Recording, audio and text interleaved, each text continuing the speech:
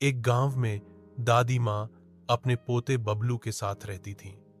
दादी माँ बहुत समझदार और कहानियां सुनाने में माहिर थीं। बबलू हर शाम उनसे एक नई कहानी सुनता और कुछ अच्छा सीखता।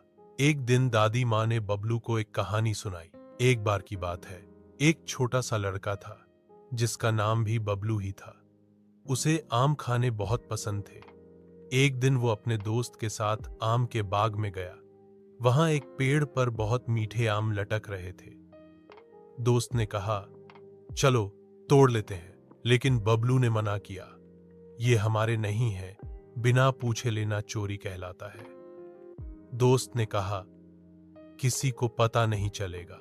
बबलू बोला, पर भगवान सब देख रहे हैं। बबलू वहां से चला गया और बाग के मालिक से मिलकर पूछा, क्या मैं एक आम ले सकता हूं?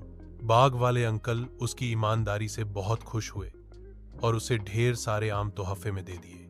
बबलू ने दादी माँ की कहानी से सीखा कि ईमानदारी सबसे बड़ी खूबी होती है।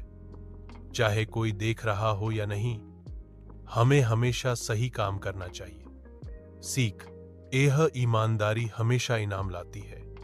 यह गलत काम से बचो, चाहे वो छोटा ही क्यों न हो। एक छोटे से गांव में रमेश नाम का एक गरीब किसान रहता था। उसके पास बस एक छोटी सी जमीन, 2 बैल और एक झोपड़ी थी। वह रोज सुबह सूरज निकलने से पहले खेत में काम करने चला जाता। बारिश हो या धूप, वह कभी हार नहीं मानता था। उसकी पत्नी बीमार रहती थी और बेटा स्कूल जाता था। घर की हालत बहुत खराब थी। कभी कभी तो खाने के लिए भी कुछ नहीं होता।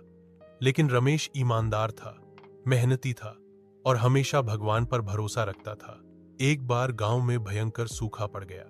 खेत सूख गए, पैदावार खत्म हो गई। कई किसानों ने खेती छोड़ दी, लेकिन रमेश ने उम्मीद नहीं छोड़ी।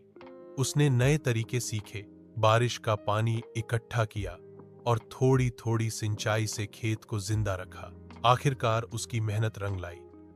अगले साल रमेश की फसल सबसे अच्छी हुई। उसने अपने सारे कर्ज चुका दिए और बीवी का इलाज भी कराया। उसका बेटा भी पढ़ लिख कर कृषि वैज्ञानिक बना और गांव में नई तकनीकें लाया।